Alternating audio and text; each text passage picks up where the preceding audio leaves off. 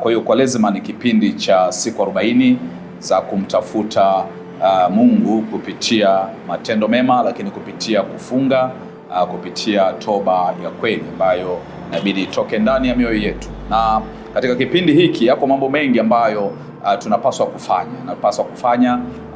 Kubwa zaidi ni kukaa katika uwepo wa Mungu kwa namna yoyote ile. Na wengi tunapenda kufunga pale ambapo tunakuwa na changamoto fulani tunapitia za kiroho, lakini katika kipindi hiki kwa Wakristo ambao wana nia ya dhati, ambao wanamtafuta Mungu, wanamwabudu Mungu katika roho na kweli, unapaswa kujinyenyekeza sana kwa Mungu, kwa utiisho mkubwa sana wa Mungu kupitia kusoma maandiko, yani kusoma neno la Mungu. Na neno la Mungu, maandiko yanasema likae kwa wingi mioyoni mwenu. Na Mungu anapokaa kupitia neno lake kwa wingi mioyoni mwetu, tafsiri yake ni kwamba Mungu ataonekana sana kwetu kuliko yale ambayo tunapitia. Na masomo ambayo kama tulivyosikia kwenye ibada ya siku ya Jumatano ya Majivu, tunatafakari Yoeli ile sura ya 2. Angalia ule mstari wa 12, anasema lakini hata sasa asema Bwana, nirudieni mimi kwa mioyo yenu yote, na kwa kufunga na kwa kulia na kuomboleza. Yoeli nabii anarejea maisha ya wana wa Israeli katika kipindi cha utumwa kule Babeli. Anasema ili watoke katika hali ile, Mungu anamtumia Yoeli, anamwambia aseme na wana wa Israeli kwamba wanapaswa kumwomba Mungu kwa kufunga, kwa kulia na kuomboleza. Lakini anasema pia kulalua mioyo yao. Ile mstari wa 13, lalueni mioyo yenu wala si mavazi yenu, mkamrejee Mungu, mkamrudie Mungu, mkamrudie Bwana Mungu wenu, kwa maana yeye ndiye mwenye neema, amejaa huruma, si mwepesi wa hasira, ni mwingi wa rehema, naye ugairi mabaya. Kwa hiyo kupitia kulalua mioyo yetu, yani kufunga, kuomba, kuomboleza, kulia, Mungu ataturejesha katika njia yake iliyo kamilifu, njia ya upendo, njia ya msamaha, njia ya rehema. Na panapokuwa na toba ya kweli ya ndani ya moyo, ni kwamba mambo ambayo pengine yalikuwa ni magumu kwako yanakwenda kufunguka. Kwa hiyo katika kipindi hiki ukifunga katika funga ya kweli, na katika funga yetu wa Kristo huwa inaanza pengine asubuhi, wengi inaenda mpaka saa 9, wengine wanaweza kufika mpaka saa 12, lakini baada hapo tunaweza kufungua. Sasa katika kufunga, vile ambavyo pengine ulikuwa unavipata katika kipindi ambacho ulikuwa ufungi, vyakula, fedha, nguo, chochote kile ambacho unaona kabisa hiki kimekuja kwako kama ziada, basi kile unakitoa kwa ajili ya watu wahitaji. Kwa hiyo hapo tunakuwa tumetenda matendo mema, na Mungu anatambua sana matendo mema.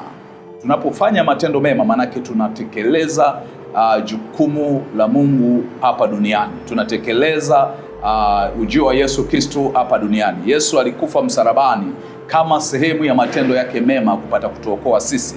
Na Biblia inasema katika ile Injili ya Yohana sura ya 3 mstari wa 16, kwa maana jinsi hii Mungu aliupenda ulimwengu hata akamtoa mwanaye wa pekee Yesu Kristo ili afe msalabani, na yeye anayemwamini asipotee bali awe na uzima wa milele. Kwa hiyo unapomfanyia mtu jambo lolote lililo jema, manake unatenda kazi ambayo Mungu mnatenda kupitia wewe kwa mtu mwingine. Haijalishi pengine huyu mtu anakufanyia nini. Wengi hatufanyi matendo mema kwa sababu tunaangalia yale watu wanaotufanyia. Duniani wako watu wa aina mbili. Kuna mtu ambaye atakukubali hivyo hivyo hata kama hujamtendea jambo lolote, au hata kama umemtendea jambo lolote lililo baya. Lakini kuna mtu mwingine atakukubali unapomtendea jambo jema, au asikukubali kabisa hata kama ukimtendea jambo jema. Kwa hiyo unapofanya wajibu wako, na kama ule wajibu unafanya kwani umetenda matendo mema, kwa maana ya kwamba wewe ni mjumbe wa Mungu, basi subiri tu Mungu atakulipa, subiri Mungu atakubariki, atakuongoza kwa wakati wake. Kwa hiyo tukitazama ile Yoeli anasema mlalue mioyo yenu, sio mavazi. Wengi wanaweza wakakaa katika mazingira ya kuwaonyesha watu wengine kwamba nimefunga, labda kwa kuvaa mavazi yasiyofaa, kuvaa magunia. Wakati ule wa kuhani Ezra, wakati wana wa Israeli wanaomba kwa ajili ya kutoka kwenye mateso ya Babeli, walipaswa kuomba kwa kulalua mavazi. Mfalme Daudi aliomba kwa kulalua mavazi, kwa kukaa mahali ambapo palikuwa pachafu, kuvaa magunia. Lakini moyo, Mungu anasema katika kipindi hiki, moyo wako ni lazima urejee kile ambacho nakifanya mwilini. Sio namna ambavyo upo, lakini kile ambacho nakiwaza moyoni katika kipindi hiki ni muhimu sana. Wengi katika kipindi hiki unataka kuwaonyesha watu kwamba umefunga, na wakikuuliza unasema mimi nimefunga, sifanye hiki, fanye hiki, subiri mpaka nifungulie.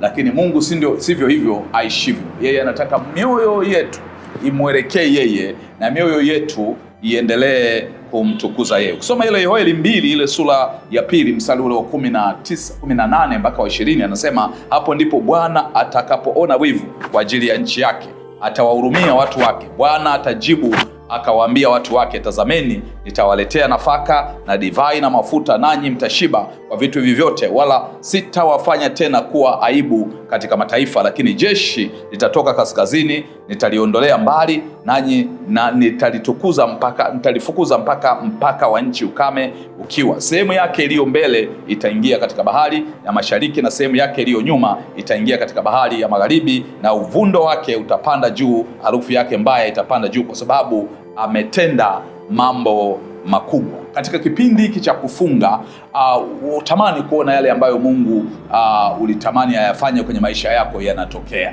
Hapa Mungu anatuonyesha kwamba kupitia funga ya wana wa Israeli ambayo Yoeli alikuwa amewaambia, kuna mambo makubwa Mungu alienda kuwatendea. Alienda kuwatoa katika utumwa, alienda kuwatoa katika changamoto za maisha kupitia funga. Anasema Mungu sasa atafanya kile ambacho kwa huruma yake anaona kwamba inafanyika. Lakini pia Yoeli 2:23-27 anasema, furahini basi enyi wana wa Sayuni, mkafurahie Bwana Mungu wenu, kwa kuwa yeye huwapa ninyi mvua ya masika kwa kipimo cha haki, naye huonyeshea mvua ya ngano na shinikizo yatafurika kwa divai na mafuta. Nami nitawarudishia ninyi miaka iliyoliwa na nzige na palale na madumadu na tunutu, jeshi langu, kwa kuwa nililolituma katika kati yenu, nanyi mtakula chakula tele na kushiba na kulihimidi jina langu Bwana Mungu wenu. Na aliyoyatendea mambo haya ya ajabu, watu wangu hawatatayarika kamwe. Nanyi mtajua ya kuwa mimi ni kati ya Israeli, na ya kuwa mimi ndimi Bwana Mungu wenu,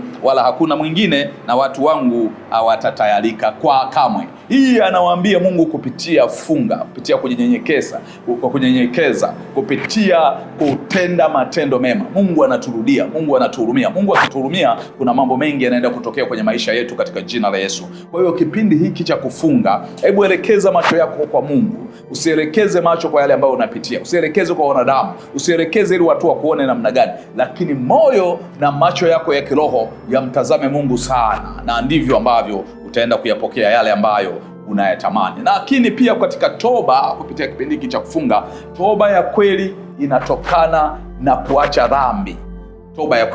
Toba ya kweli inatokana na kutubu, na maandiko mahali pengine yanasema katika Matendo ile sura ya 2 ule mstari wa 37, lakini 3 pia, kwamba Mungu anataka tutubu lakini turejee. Toba ya kweli maana yake urejee pia kwa Mungu, lakini toba ya kweli lazima iambatane na kuondolewa dhambi. Toba ya kweli maana yake ni lazima itoke moyoni, na maandiko ambayo yanaweza kutusaidia kupitia toba ni Zaburi ile ya 51. Na Mungu anasema katika ile Zaburi ya 51 kupitia mtumishi wake Daudi, ni kwamba Daudi alikuwa anaomba toba ya kweli kwa kuangalia yale aliyoyatenda, bila kujali aliyetenda kwa namna gani, bila kujali nani aliyetenda. Akasema, Bwana, unirehemu sawa sawa na fadhili zako, kiasi cha wingi wa rehema zako, uyafute makosa yangu, unioshe kabisa na uovu wangu, unitakase dhambi zangu, maana nimejua mimi makosa yangu na dhambi yangu hii mbele yangu daima. Nimekutenda dhambi wewe peke yako, na kufanya maovu mbele ya macho yako. Wewe ujulikane kuwa una haki unenapo, na kuwa safi utoapo hukumu. Tazama, mimi naliumbwa katika hali ya dhambi, mama yangu alichukua mimba hatiani. Tazama, wapendezwa na kweli iliyo moyoni, nawe utanijulisha haki yako kwa siri. Unisafishe kwa hisopo, nami nitakuwa safi. Unioshe, nami nitakuwa mweupe kuliko theluji. Unifanye kusikia furaha na shangwe, mifupa iliyopondeka ifurahi. Mungu, uniumbie moyo safi, uifanye upya roho yangu iliyotulia ndani yangu. Usinitenge na uso wako, wala Roho wako Mtakatifu usiniondolee. Unirudishie furaha ya wokovu wako, unitegemeze kwa Roho yako mwepesi. Nitakuwafundisha wakosaji njia zako, na wenye dhambi watarejea kwako. Mungu wa wokovu wangu, uniponye na damu za watu, na ulimi wangu utaimba haki yako. Ni sehemu ya zaburi ya kuomba rehema, zaburi ya kuomba toba, bila kujali pengine yale uliyoyapitia yamekuumiza kiasi gani au yameumiza watu wengine kiasi gani.